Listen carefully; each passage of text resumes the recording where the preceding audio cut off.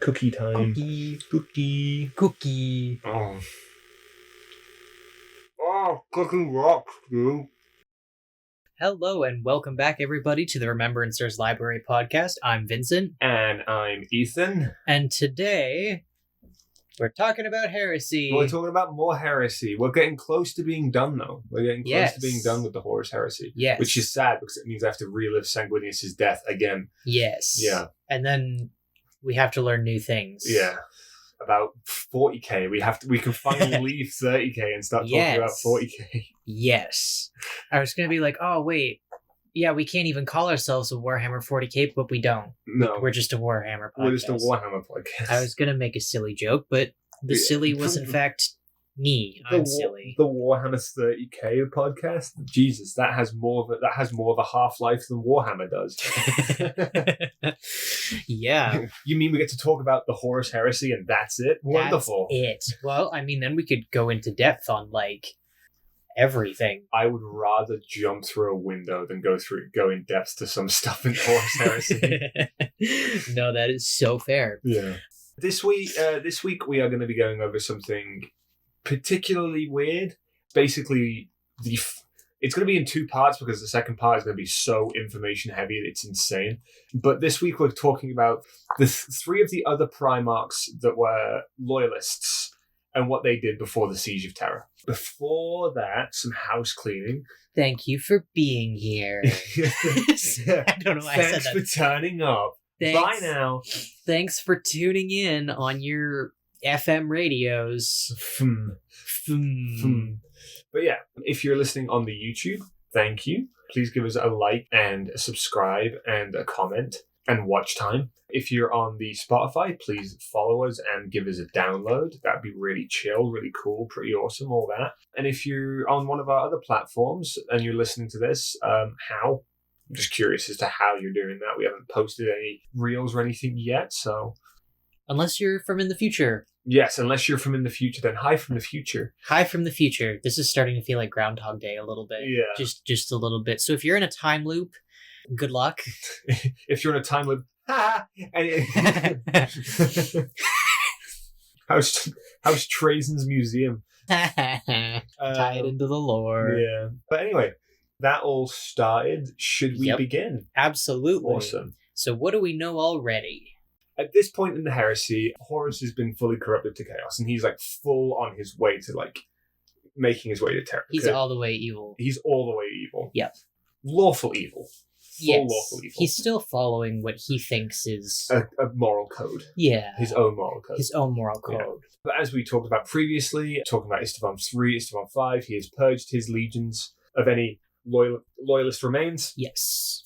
He has dealt with the majority of the Salamanders, Raven Guard, and Iron Hands on Istvan 5. Yep. And now he is making his way back to Terra. But in doing so, he has set up some traps, some pitfalls. For himself or for others? For others. For others. Well, there are some pitfalls that he has set up for himself as well. Mainly just not recognizing the tenacity of the other legions. Yeah. So he set up a couple of traps to mess with his other brothers and keep them from getting back to Terra to help. Exactly. He's trying to set himself up for success. But he is setting himself up for failure. Key word is trying. He's trying hard and failing harder. So he is messing with his brothers a little bit. Yeah. So he is sent the word bearers en masse to Calth to deal with Robute. Right. He has basically left the Space Wolves drifting along in a nebula somewhere. The Lion is chasing down the Night Lords because they're doing weird stuff. As they do. As they do. They're actually looking for a new planet. Right. Because they bombed Nostromo from the skies. They're like, let's find a new planet we can call home and, make a new flesh wall that we have to feed and keep alive.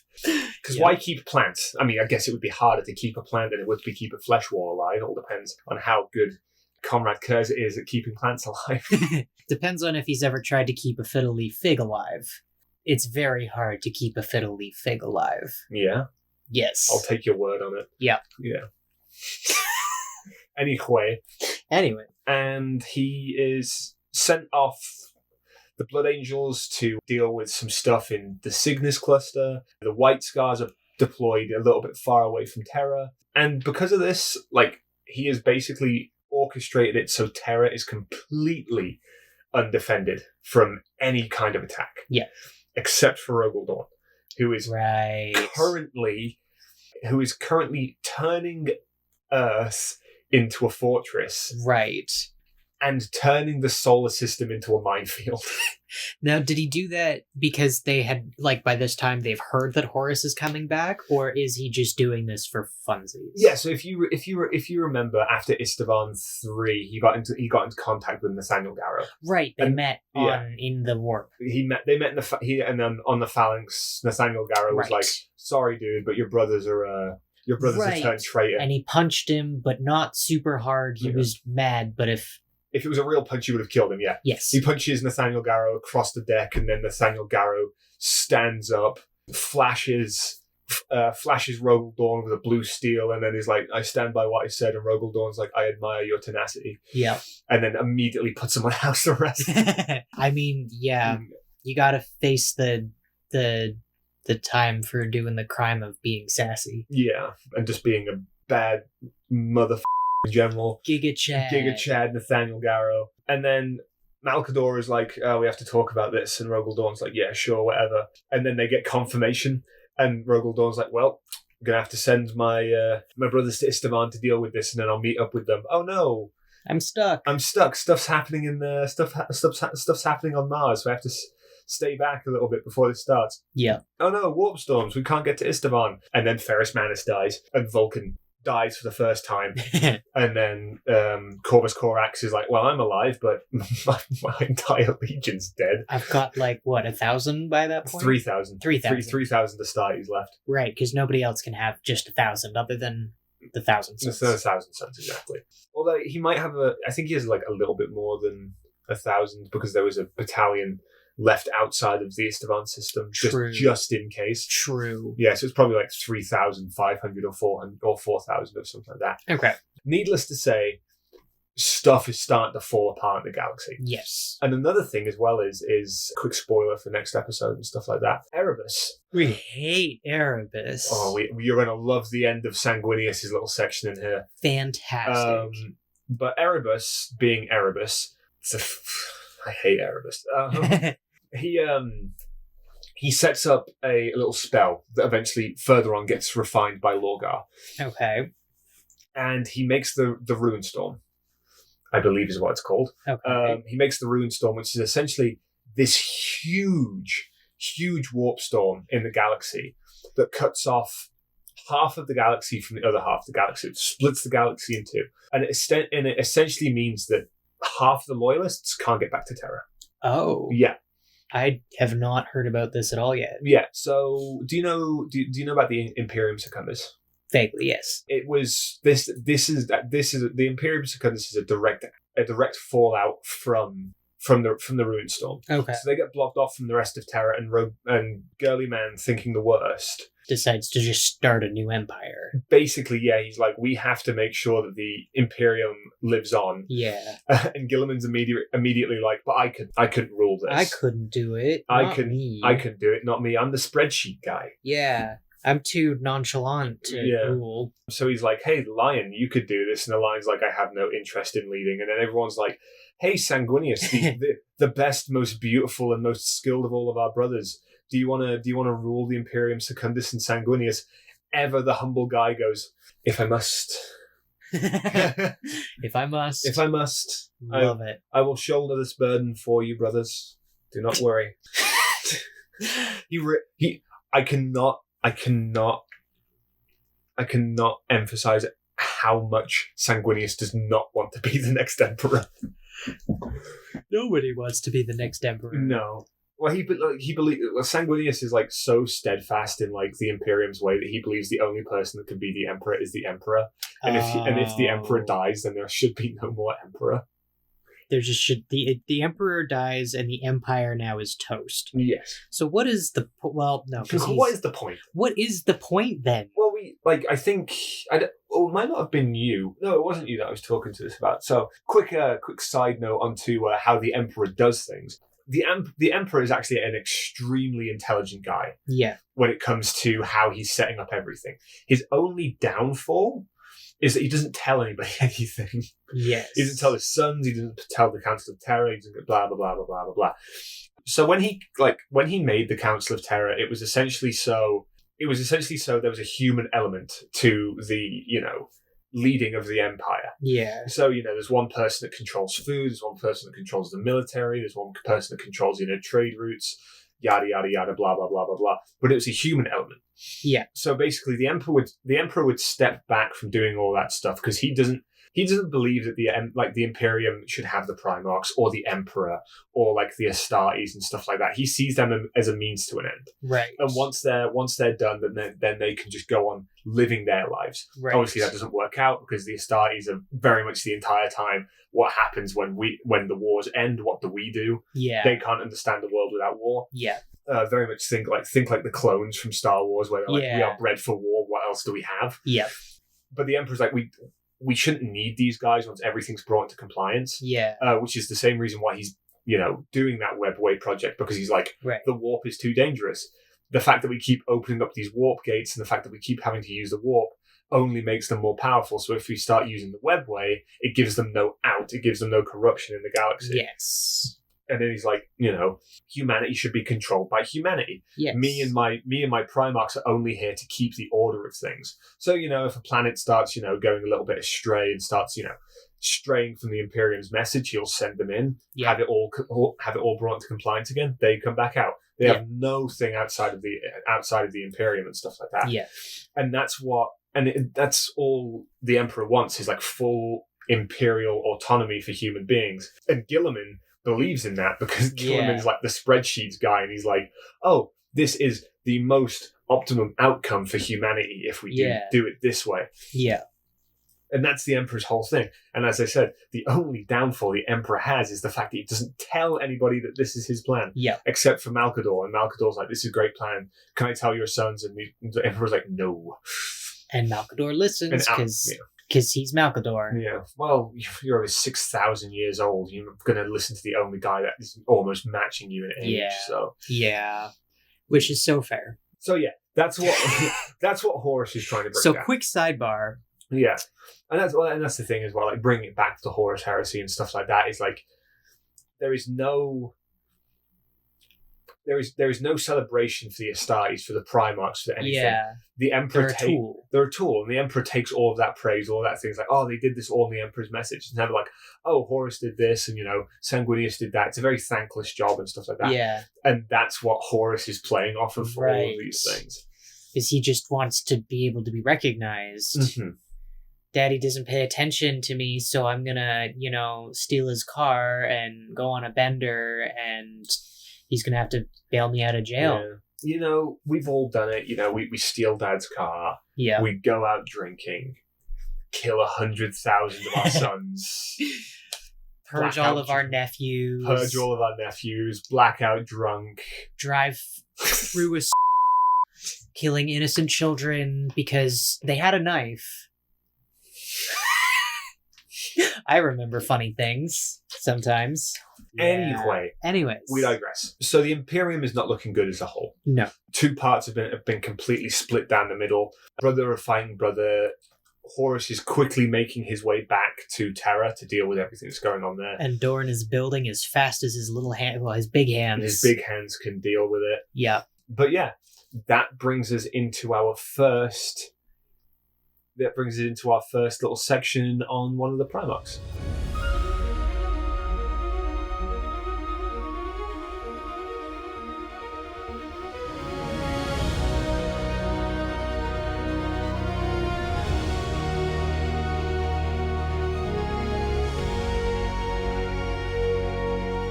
I'm super excited about this one that we're talking about now, because we're talking about my dad. We're talking about Sanguinius. Oh, dude, it's so cathartic to talk about Sanguinius. I'm so excited. Finally, yeah. It's been a while. It's been a long time. Since his own episode. Oh, that reminds me. This is our 26th episode. Yes. Which means that we have been doing this for 6 months now. Yep. Yeah. Yes, we have. That's crazy, right? Yeah. Yeah. Almost a whole year. Half of a year, want to do the math. Yeah, there you go. Good job. There you go, buddy. Thanks. You're welcome. Thanks. But yeah, thank you guys. Anyway, so as we were talking about, Horus is trying to separate his brothers from getting to Terra and all that sort of stuff. But he didn't want to outright kill them. No. Because that would arise too much suspicion, and it would also probably not get their legions on side. And it probably would have been really hard. Really hard to outright kill them, yes. Yeah.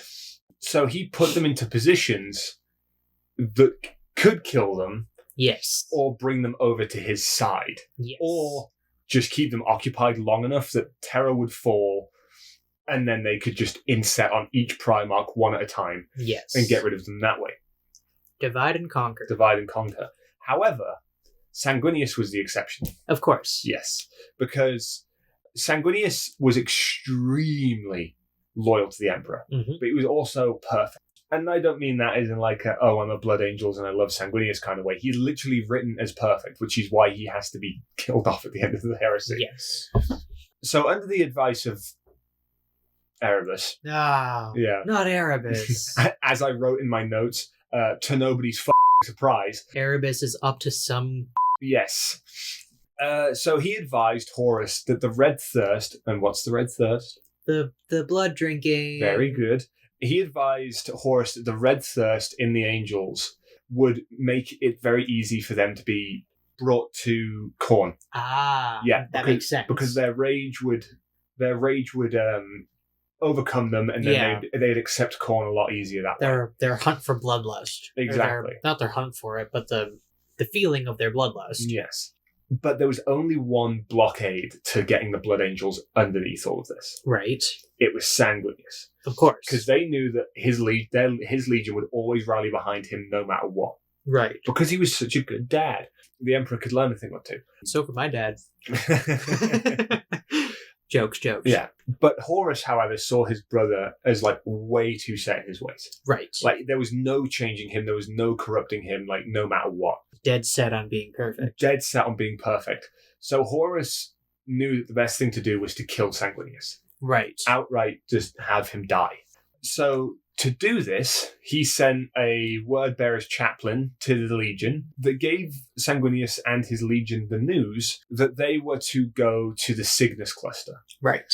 And it was basically, hey, there are these Xenos in the cluster that are, keeping the people down, so we got to get you to go there, and we got to get you to deal with them. Is that chill? Chill? Perfect, let's do it. So of course he goes.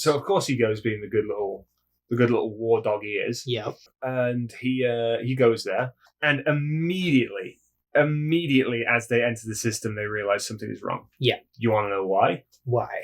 You remember that temple that Horus got corrupted in? The serpent temple? Yeah. The serpent guys. So Horus sent a priest of the same order to that temple to open up the means of demonic infiltration into the cluster. Oh, goody! Yeah, and in doing so, that priest got corrupted. No kidding. Yeah. No kidding. By Kyrus or Charis. It's weird with a Y. Who is this? Charis. Yeah. Is a Slaneshi demon known as a Keeper of Secrets. Okay. Their full name is actually Charis the... is it Charis the Perverted? Or is it... It's Charis the something. Sounds about right for a Slaneshi demon. Exactly. And so they open up the means of like demons coming into the system. Okay. And when I say they open up the means for demons getting into the system, every planet. Yikes. Every single planet has demonic influence. a demonic influence on it. Yeah. Yikes. Yeah. That's not good. It's bad. So when Sanguinius and his boys enter the system, like this membrane, like this weird black warp membrane, encapsulates the entire system.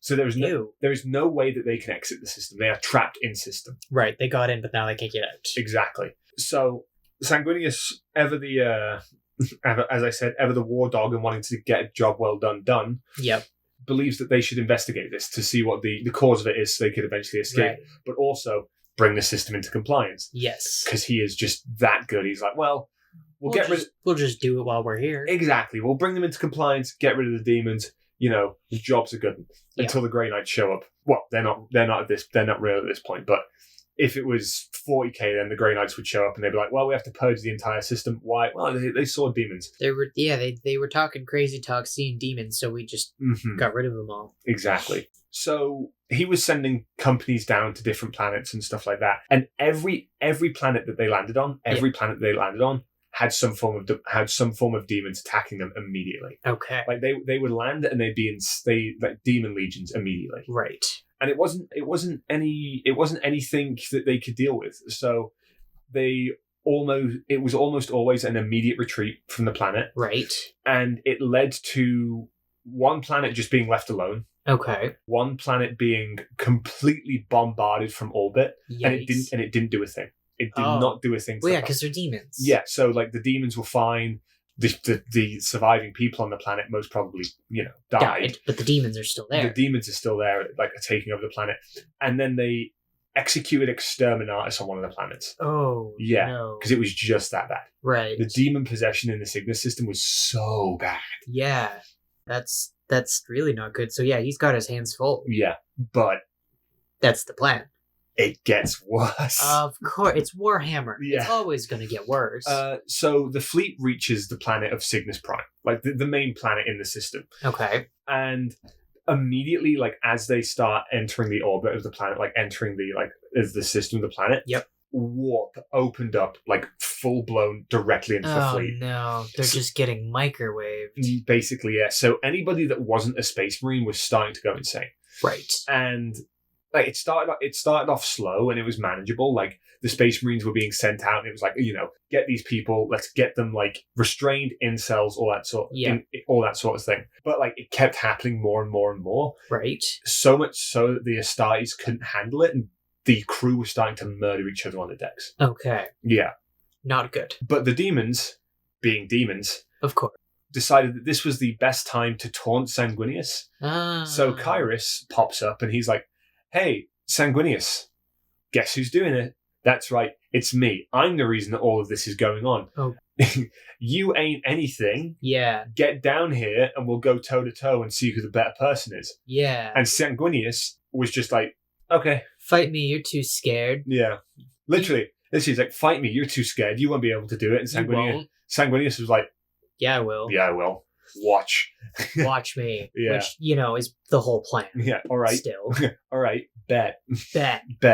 It's on deck. Yeah. On site. Hands on site. So immediately after accepting the challenge, they're getting attacked by corpse vessels. Corpse vessels? They're like... like a ghost ship where there's like no people on it still, or they're all manned by like undead? All manned by like demons and like chaos cultists and stuff like that. Okay. If I remember rightly, I should have put a description down in the notes, which is on me. That is okay. But like as they're attacking, like as they're getting attacked and as they're holding off this attack, as the fleet's holding off this attack, the admiral of the Red Tier, which is the flagship of the Blood Angels fleet, the admiral loses his mind to chaos and then purposefully tries to crash the Red Tier into the surface of Cygnus Prime. Oh no. Yeah. But Sanguinius, being as awesome as he is, gets the admiral out of the way and then pilots the ship by himself with a couple of Space Marines helping, I'm sure. Yeah. Into a controlled crash landing onto the surface of the Cygnus Prime. Damn. In such a good way. Yeah. That they are able to take off again after the fact. So it isn't even a crash landing. Right. It's just a rough landing. It's just a rough landing, exactly. Good way to go. Yeah, way to go, exactly. I don't know how to do words today, apparently, but it's okay. Yeah. That's why you're doing this episode. Stay pretty. Thanks. But like immediately as they crash landed and immediately as the Blood Angels left the ship, it was attack on sight by demons, word bearers, cultists. Yep. Oh yeah, the word bearers were there too, by the way. Ah. Yeah. Yep, that slipped right by. Yeah. Yep. Yeah, so... They're everywhere. They're everywhere. Yeah. They're here, there, everywhere. Word bearers. But so, they would push through. They kept pushing through until they came upon Kyrus's cathedral. Okay.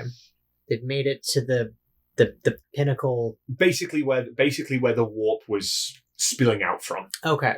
So there's like, and the cathedral is made of like bone and like glass, like you know. That sounds about right. Yeah, it's basically like a bone and flesh town. It's Khorne, so it's made of bones and flesh and all that sort of I stuff. thought it was Slanesh.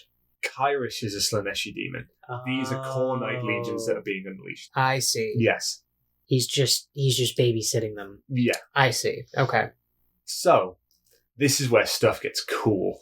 All right. So when they reach the cathedral, they are met by a bloodthirster demon. Ooh. And bloodthirster demons are huge. Like, you've seen Angron's model, right? Yes. They're just a little bit smaller than Angron's model. Yikes. Yeah, they are massive. So one of these is basically sitting at the doorway of the cathedral. Right. And he, like, gets up and he meets with Sanguinius and he's like, you know, you could join Khorne and this would be a lot easier for you and your legion. Oh. Yeah, he refers to the red thirst as a poison that is slowly killing his legion. Yeah. So the demons of the warp are well versed in the fact that the red thirst is in the blood angels. Yeah. Basically saying like they're doomed. Right. Without you, your legion will eventually fall to chaos anyway. Yeah. So you could just take them and it'll be easier. Exactly. On everybody. Basically, it's like, why don't we do it now? Yeah. Yeah. Just get it over with. Yeah. So Sanguinius would then immediately be like, yeah, and that's not happening, and then attack the demon. Fair play. Yeah. Oh, the demon's name is Kabanda, by the way. Okay. And here's the thing about Warhammer and all that sort of stuff. When they name a demon specifically, that demon's going to be coming back after it's been dealt with. Okay. Yeah. I'm going to leave that with you because he does come back in the Siege of Terra. Okay. Yeah. And so they would attack. Kabanda and Sanguinius would then just duke it out. Get into it. Like they immediately, because they're both flying types and they both have wings. Right. They start flying in the air, like, you know, they're like soaring and all that sort of stuff, and like they're punching each other so fast that it sounds like thunderclaps when they hit the armor. Right. And they describe it like Sanguinius's armor has like stood up for like 1,000 battles, like 1,000 interactions with people trying to kill him and stuff like that. Right. This is the first time his armor's cracked. Oh. Yeah. Damn. Yeah. Okay, this is a big bad demon. It's a big bad demon, yeah. So Sanguinius gets the upper hand for a moment. Right. And he just buries his sword in the demon's chest. Okay. Which causes the two of them to separate, and then they both fall down and then they both start falling out of the sky. Right. You know, do the classic thing, push off, and then they both hit the ground. Right. Sanguinius gets up first and he's about to end the demon. And then the demon mentions to Sanguinius that Horus has betrayed him. Oh. And that gives Sanguinius pause. That gives Sanguinius pause enough that Kabanda whips him in the legs, right, shatters the bones in his legs. Oh god. Causing Sanguinius to fall to the ground. Yeah. So hard that he's like fading in and out of consciousness. Jesus Christ. And right before he loses consciousness, right before he passes out, yep, Kabanda activates a machine called the Rage Fire. Okay. And immediately the energy that is summoned from the Rage Fire, Kabanda uses to kill 500 Blood Angels in a second. Jesus. Yeah. What this Rage Fire is, quick sidebar. Yeah. It was made by Erebus. We hate Erebus. To nobody's surprise. Erebus can get lost. We'll talk about his battle between him and Khan eventually, don't worry. Okay. I'll give you one line from it. Yeah, in the Khan Erebus fight, mm-hmm, Khan does some things to Erebus, and then as Erebus is crawling away, Khan looks down at him and just goes, "Get up." Good. Yeah, he can suffer. Oh yeah, he can suffer. Well, we're getting there. Don't worry. Yeah, we'll get there. I got a little special thing at the end that we'll talk about for Erebus at the end of this little section. Fabulous. So back to the Rage Fire. So yeah, the Rage Fire. So the Rage Fire is actually powered by a half-living Blood Angel. Oh. Yeah. So remember when we talked about murder a couple of episodes ago? He's half alive, or there's like literally bisected half of a Blood He's Angel? half alive. Okay. He's literally being kept alive by this machine and rage. Okay. So do you remember when we talked about the Siege of Murder a couple of episodes ago? Yes. When that planet was covered in like the murder arachnids? I think so, yeah. Did we? Yes, we did. They're not called murder arachnids, though. They're called something else. Mega arachnids. Yep. So he was there. The Blood Angels went to that one. That's where we find out that Sanguinius is a big emo. Right. Yeah. Now you remember. Yep, I remember now. So on Murder, there's a blood angel by the name of Tegus, Right. and he dies. Well, almost dies. Almost dies. And he's there, and he's like half living, half alive, and all that stuff. He gets found by Fabulous Bile, and Fabulous Bile starts experimenting on him. Oh, because that's so nice. He's just doing his weird experiments. Bile is up to something vile. Mm-hmm. That's when, like, a little bit later, Erebus comes along and he's like, I have some plans that I could use a blood angel for. Ugh. Can I have him? Nasty. And Fabius Bile is like, yeah, sure, I'm done with him. Ugh. Yeah. Oh. Yeah. So he gets strapped into this red thirst. It's basically a red thirst machine. Okay. Because what it does is it essentially activates the red thirst in the blood angels. Okay. Because immediately after Sanguinius falls, yep, there is just a massive blast of psychic energy that causes every blood angel on the planet, on Cygnus Prime, every single one of them, to immediately fall to the red thirst right away. Oh, so they are in like a blind berserker rage. Yeah. I know. And did I mention that there were Space Wolves as a contingent as a part of this as well? Oh. Yeah, so they all die. That's not good. So they were there for 10 minutes and then they're all dead. The Blood Angels killed them. That sounds bad. Yeah, the Blood Angels turn on them and kill every single Space Wolf that is alongside them. That's terrible. Because that's how blind the rage is with the Red Thirst. That they're just killing brothers. And this is the thing. This is why I don't know why they haven't done this yet in Warhammer. But when you succumb to the Red Thirst, you get put in a sarcophagus in a cathedral on Baal. Okay. And you just live there. You're still alive when you get put into this. You're just kept alive because he wanted to cure them, right? He wanted to eventually. They wanted them to be eventually cured. So there's no point killing something that you're eventually going to cure. Yeah. But here's the thing: they're all there still. They're in these easily movable sarcophagi. So, and hear me out here. There's going to be no consequences to this ever. Thunderbird dropship. You open up the side of the dropship. You push out these sarcophaguses, and then you have a bunch of blood-raging blood angels. No. Why haven't they used these guys yet? As part of the tabletop. I don't know why they haven't used them yet. But also, here's the other thing. Yeah. They're confined. Yeah. They've been left alone. They're screaming. They're enraged. They're all of these sorts of things. These blood angels could have easily fell to chaos inside those sarcophagi. Right. And nobody's known about it. Oh, because they're not communicating. They're just screaming. Yeah. They scream for the rest of time inside these sarcophagi. Right. So on Baal. Yeah. or Baal Secundus or whatever, or wherever they are or stuff like that. There could just be a whole bunch of corn-corrupted blood angels. Just stuck screaming. Waiting to get out of these sarcophagi. Oh, no. So it's like one of two things is either Games Workshop is building up to something big with these guys, or they just haven't used them on the tabletop yet, which would be really cool. Yeah. Because you could drop them in and it's just a Blood Angel Berserker, essentially. Maybe it would be too OP? Well, there's other things that are probably more OP than that. Well, they probably play just like World Eaters do. True. Well, is the thing, and that's probably why they haven't done it. It's because it's too close to a World Eaters army. Right. So imagine that. That, a whole bunch of screaming, raging superhumans planet-wide.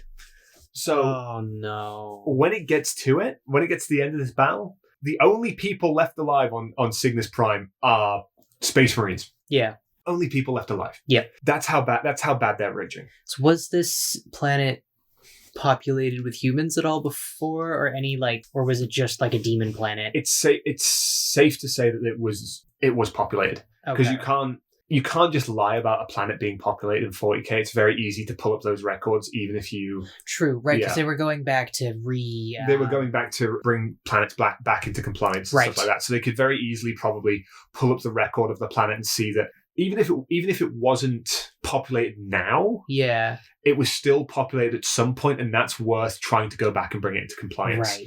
So the planet could have been dead for millennium. Right. And Horus could have been like, "Go check it out.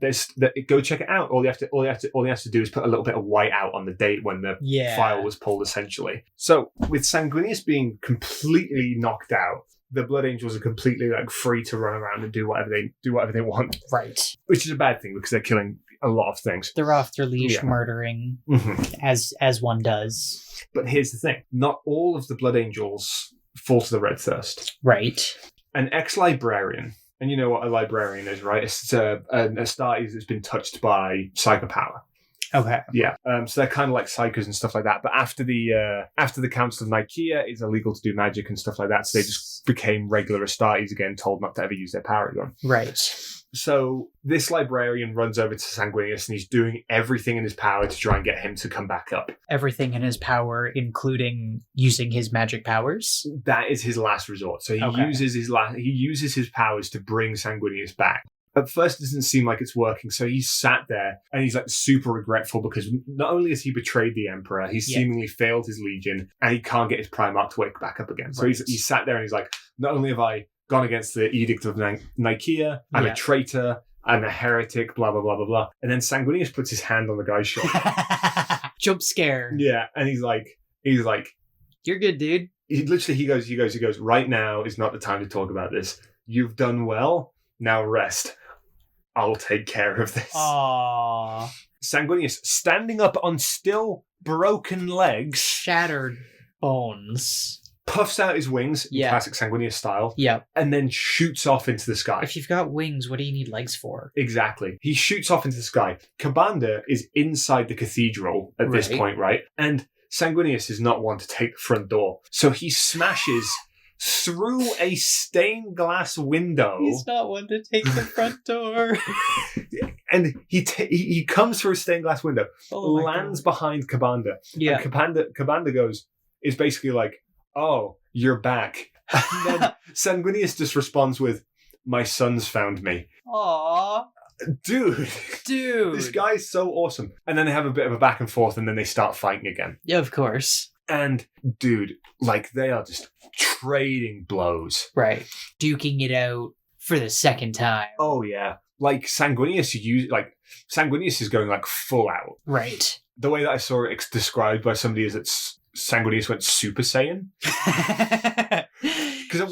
He went plus ultra beyond. Exactly, because like at one point he does the thing that people do where you've seen it when like they have people who have like wings in a fight where they'll push off and they'll use their wings to like push themselves forward. Yeah. He does that and then grabs Kabanda by the throat and slams him into a wall. Oh, yeah! Yikes! Right, I digress. So they're going at each other like absolutely just laying in, and Sanguinius gets to the point where he's got the upper hand on Kabanda. Okay. And he says to him, he goes, only angels should have wings, and then rips Kabanda's wings off. Oh my god.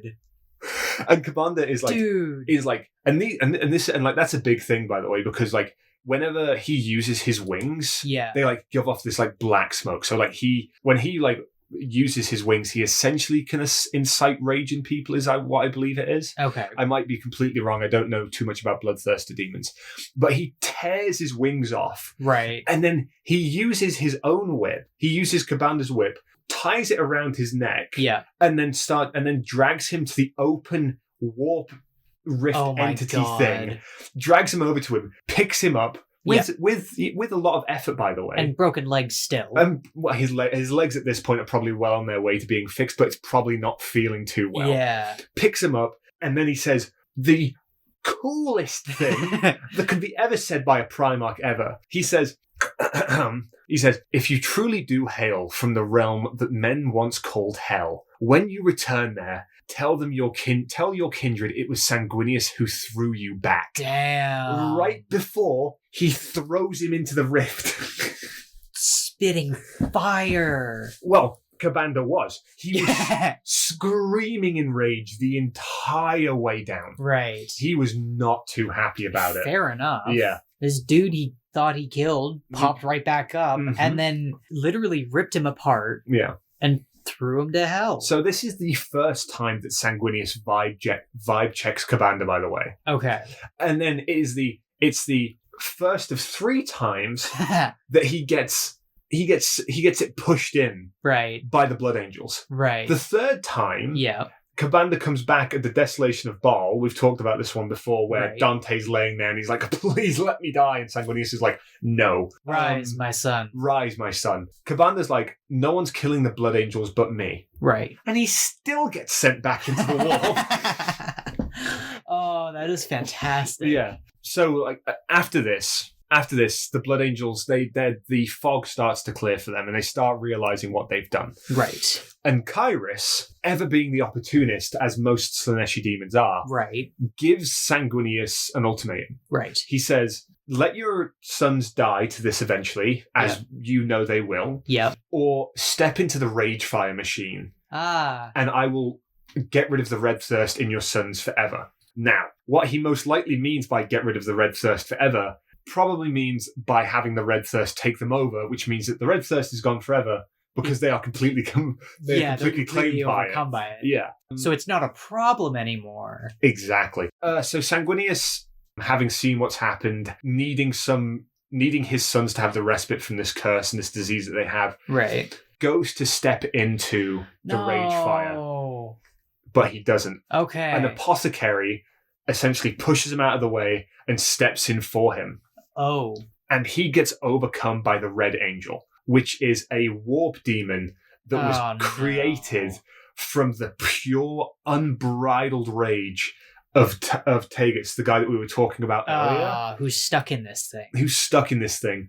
So, a deal being broken, right, and a vessel being found for the Red Angel, essentially pseudo finishes the deal between Kyrus and Sanguinius. And Kyrus gets sent back into the warp, screaming the entire way because he didn't get his deal. And that's it. That's it. The Cygnus is over. The thing on Cygnus is over. Right. But as I said, they landed the thing. Yep. They get back on it and they leave. And they are feeling just all kinds of regret in every single way. So Sanguinius would claim that Cygnus is a dead system. Okay. Not wanting anyone to discover what happened there. Okay. And he calls exterminatus on every single planet in the system. Oh, no. Essentially purging the system of any demonic influence that it ever had. Right. But also hiding the red thirst from the rest of the galaxy. Right. Because he didn't want his sons to be purged from the galaxy. Right. Which, fair enough. Exactly. Not the worst thing a Primarch has ever done. No. Well, he lives for his sons, and like you have to remember as well the reason that Horus knows about the red thirst in the first place is that Sanguinius is giving one of his sons a mercy kill, essentially. Right. So they're all sad. They're all regretful. Sanguinius is like, we need to keep going. We need to keep fighting. Yep. So he tries to go to Terra. Okay. Remember what we talked about earlier? The big storm. The big storm. So knowing that he can't return to Terra, that his astropaths just can't get him through it. Right. He decides to change tracks. Okay. And he heads to Ultramar. To link up with Girly Man, the Lion, everyone who's there. Right. And that's where we're going to leave Sanguinius. Okay. Now, remember when I told you about a special treat in regards to Erebus? Yes. Okay. Does he die? No. Does he kill? Somebody's got to kill him brutally. I think Erebus does die at some point. I'll have to look into it. I'll get back to you for it. Okay. So Horus is pissed. Right. Because unlike what happened on Calth, because Calth is deemed a success because the Word Bearers basically got to do what they're doing by releasing, I can't remember the name of the storm, the Rift Storm or whatever it's called. Right. I think I have it there. The Ruin Storm. The Ruin Storm, that's it. To release the Ruin Storm, they essentially got what they did done there. Every other thing was proceeding as planned, except for Cygnus.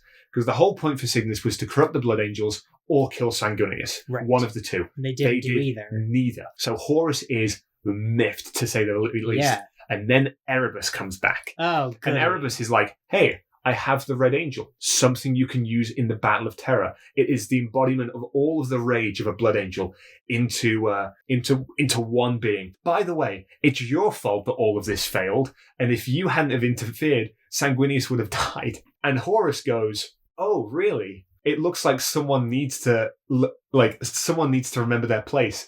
The entire time that they're doing this, Erebus is kind of smirking and being a smug little right, as he does. Horus goes, let me see that face again. Has his sons hold Erebus in place, Oh no. takes a knife, Yeah. runs it across Erebus's forehead, and then skins Erebus's face. Oh my god. Yeah, I mean, he deserves it. yeah, Holy crap. yeah. And okay, what is Erebus's deal with being like A smug. well, not human? Like how because obviously this doesn't kill him, but I can't remember what Erebus is. He's an Astartes. Okay, he's an Astartes. He's a Chaos Astartes. He's a traitor at this point. He isn't Chaos corrupted like they become after the heresy. But he is an Astartes. He is an Astartes, so Okay. he will be able to grow back his skin, Right. or be able to get enough grafting and stuff like that it won't look like it's happened. Right. This is Horus essentially torturing Erebus just for funsies. just for funsies. Well, not just for funsies, for being a smug little And basically to put Erebus in his place. Yeah. Because immediately after this, he tells Erebus, it's not the warp entities that you follow that are orchestrating this entire plan. Yeah. It's me. Right. Yeah. So Erebus is kind of being like, hey, remember your place. Yeah. Because if you don't, I can do a lot worse than pulling the skin off your face. Yeah. Yeah. Yeah. Yeah. And they also, it's the scene is very gross. They talk about him trying to close his eyes without eyelids. Yeah.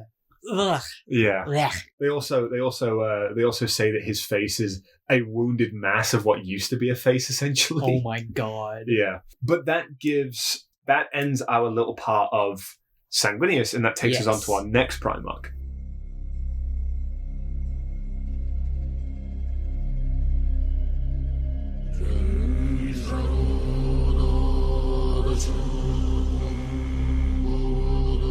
So the next one we're going to talk about is Jagatai. And these next two are going to be a lot quicker than the last one we just did. So Jagatai was actually already kind of being pushed out of the way before it. There's a little bit of a time disparity in what's going on when you look at the dates. Right. Because it says that Jagatai has been in the Battle of Kondax since 130 millennium. Right. But it also says that he wasn't sent there by Horus until after he was corrupted, but Horus gets corrupted in MO 430. So most probably what happened is the battle was going on before Jagatai got sent there. Right. But there's a bit of a time disparity. The lore is a little Swiss cheesy right there. It is. Well, that's Warhammer all over. When it comes to dates specifically, it's very hard to track them. And there's so much going on. So exactly. Whatever. It's also the space of 3 years. It does not matter at all. In the grand scheme of Warhammer that takes place over literally 15,000 years, 3 years does not matter. No. But I digress. So the Khan and his sons were sent to Kondax specifically to deal with orc remnants of the Ulanor campaign. Right. I think, forgive my pronunciation, all of you orcs out there. Urlak Urk. Oh, I know this guy's name for some reason. Well, you should, because he is the immediate underling of the war boss from the Ulanor Crusade. Right. Yes. He's essentially the second in command. Right. He's the next biggest orc. He's the next biggest orc, yeah. But now he's the biggest. But now he's the biggest, which makes him the war boss. Wow! The war! I'm the biggest, it makes me the boss. Dem's the rules. Dem's the rules. Dem's the rules. It's only logical. And if you don't like it, you can crump yourself. You can crump yourself. They got all metaphysical and stuff, and then they started crumping themselves, and now we're not allowed to read books no more. We're not allowed to read no more. We're not allowed to read no more. But anyway, so this entire system, like the entire Chondak system, is filled with orcs. Right.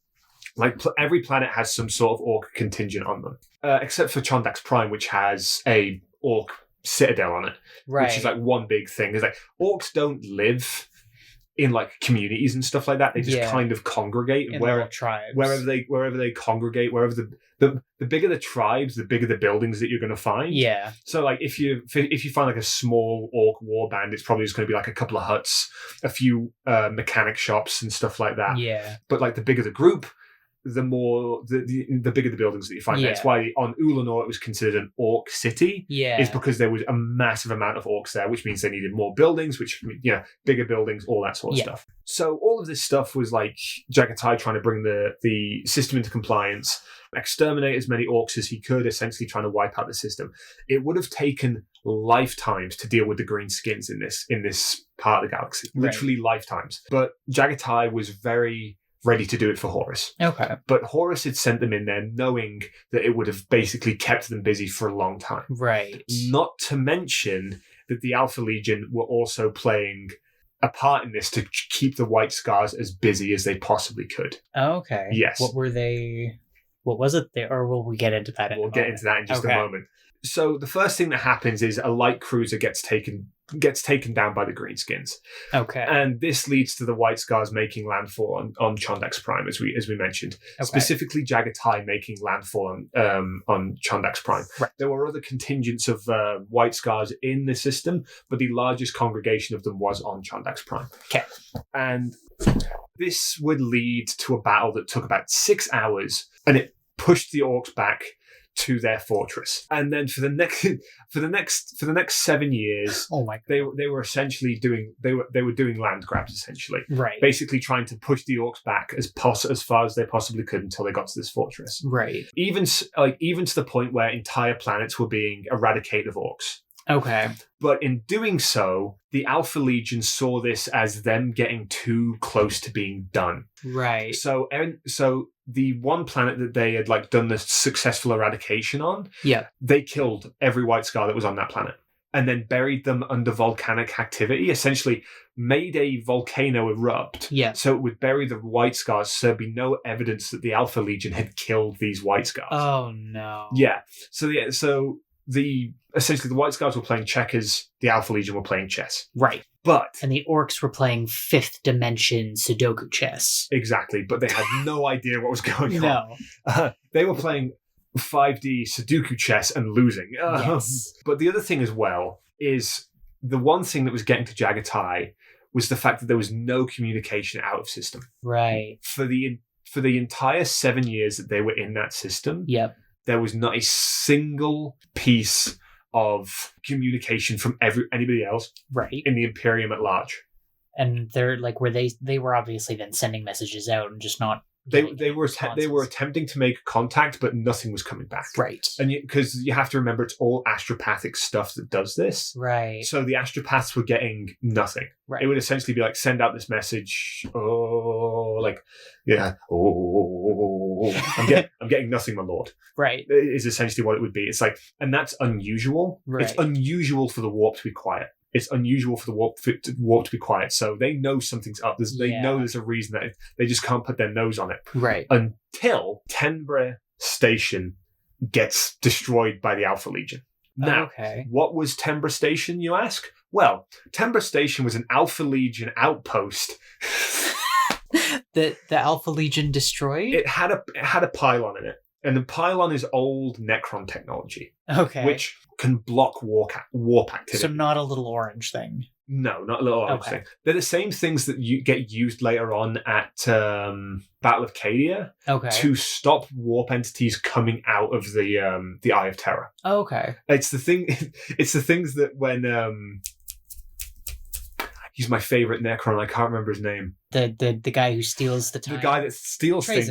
Trazyn, yeah. It's the same. They're the same things that Trazyn set up and then calls Belisarius Call almost clever for almost figuring them out. Oh, okay. Yeah. So he turns up, insults Belisarius, has these pylons, work out, releases his Pokemon, and then just pieces out. Right. That's all Trazyn does the entire war in Cadia. Oh my god. Yeah. So they have a pylon there. Yeah. So the Alpha Legion go to their own station and destroy their own station so they can let the transmission that they were blocking get through so the White Scars can beat them and then leave the system. What? It's complicated. It's the Alpha Legion. That's the only Alpha Legion. It's the only answer to that. It's the Alpha Legion. Yeah. So I have to emphasize that they destroyed their own space station so they could go and fight the White Scars, so the White Scars could beat them and then leave the system. Yeah. What the Yeah. was all I was thinking when I was going over that part. Yeah. How do you even... Yeah.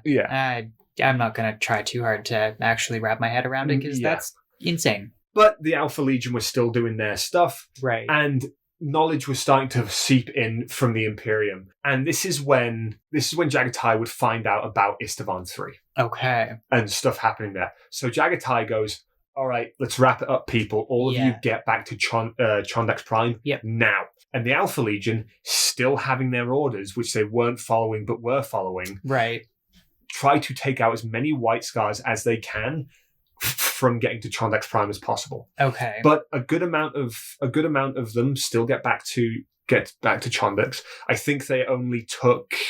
It was a very menial amount of losses. Okay. Still in the thousands, I do believe, but menial in the terms of, whole overview. In the overview of things. So this is the point where the Alpha Legion would let through a transmission to Jagatai, essentially saying, "Hey, Leman Russ has turned traitor and has ignited civil war in Prospero." That is completely false. Completely false. But the information came from Horus. So Jagatai trusts it because Jagatai doesn't know that Horus has turned traitor at this point. Right. But he would also get word from Dawn about specifically what happened on Istvan 3. So Jagatai is completely torn at this point. Yeah. He doesn't know what's going on. Mm-hmm. So they start to leave the system, and it's battle after battle after battle after battle in the system for a short period of time. With the orcs still, or with the Alpha Legion? Okay. So the Alpha Legion get crippled in the system, but the White Scars are essentially limping at this point as they leave the system. They are like, we need to retreat now, or we will get significant losses. Oh yeah, I did put the number in. The White Scars lost 6,000 Marines in the everything to do with Chondax. Okay. So they would make their way out of the system, and Jagatai was looking for answers. Reasonably so. But also, in some kind of blind metaphysical luck kind of thing, he would then get a transmission. He would then pick up a transmission calling for aid from Leman Russ. Ooh, who he's just been told has gone nuts. Exactly. So Jagatai, not wanting to end up in the same place that Magnus did, decides to go to Prospero to find out for himself. Instead of risking his legion being attacked by his own brothers. Right. But in doing so, he essentially leaves the Space Wolves on their own. Right. I feel like I remember reading something about that before. Well, you did the Jagatai episode, so you probably remember reading it there. But this takes us into the Alaxis Nebula, where Russ and his sons are currently residing. Okay.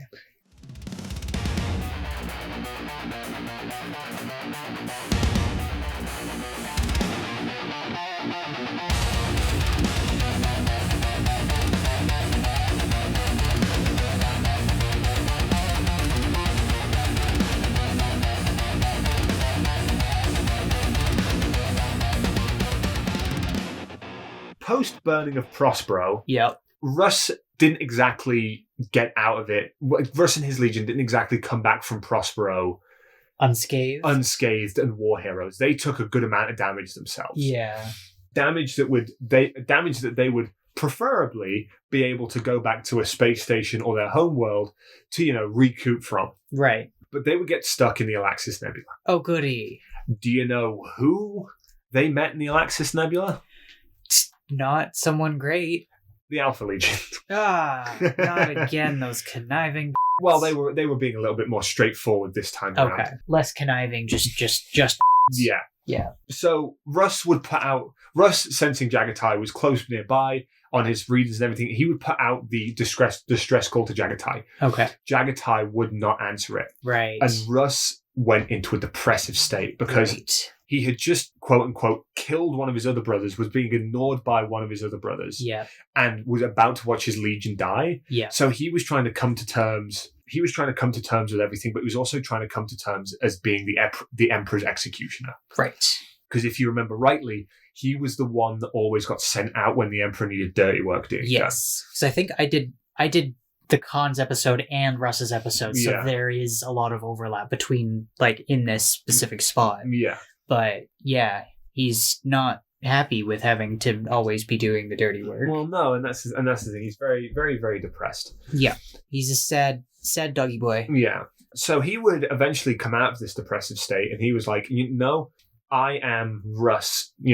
Yeah, I am Russ. I am not anybody else's, lapdog. I'm not an executioner. Everything I do of my own volition. yeah. And then he goes and he aids his sons. Okay. And with a little bit of self-sacrifice from one of his first captains, they would eventually destroy an Alpha Legion battleship. Okay. And they would use this to make their escape. Okay. But they wouldn't get far because the Alpha Legion, because you have to remember they're limping at this point. Yeah. And the Alpha Legion would quickly make up ground and quickly catch up with them. Okay. And they went into another fight with each other. Of course. And Russ was unknowingly at that point fighting Alfarius. Ooh, okay. Yes. Alfarius was there and he was fighting Russ and everything like that. And they were like kind of on the back foot, kind of not. They were holding their own, but it was quite obvious that if they didn't win, it would be a loss. Yeah. In the grand scale of things. Yeah.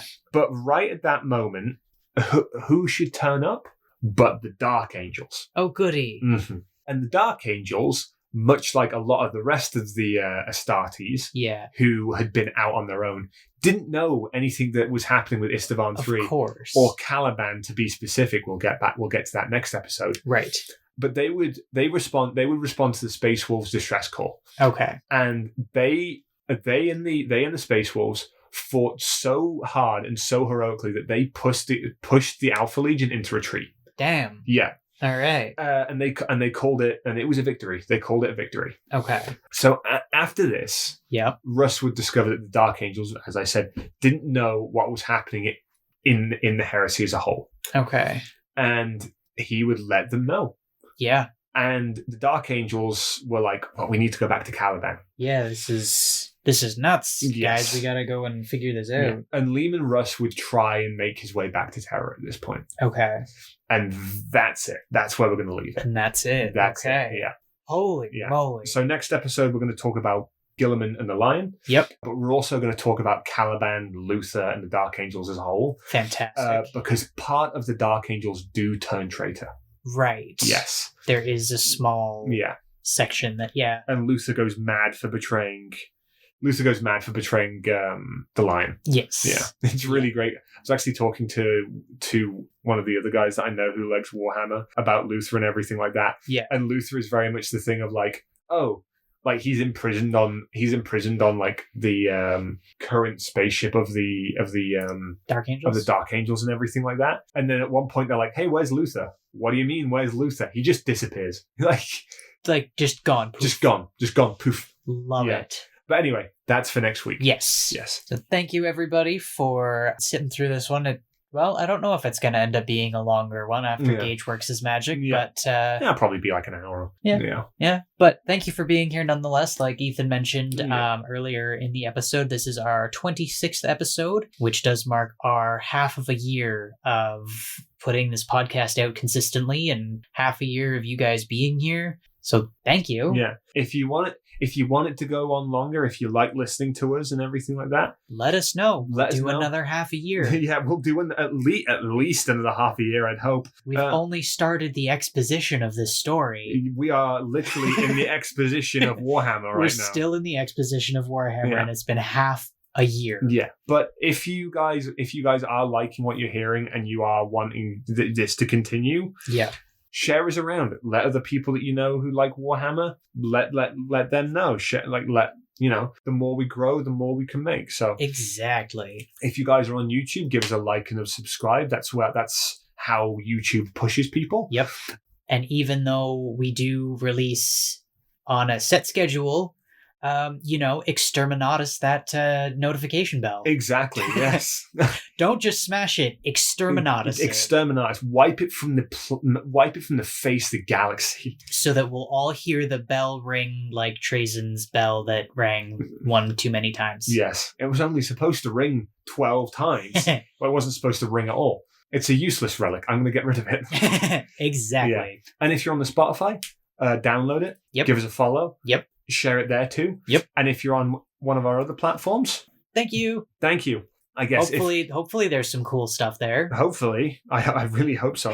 I haven't been keeping up on it too much. But Thank you for the people who do put things on our social media for us. Thank you guys very much. Yes. But yeah, once again, hope you guys have a wonderful week, and we'll see you next time. Bye. Bye.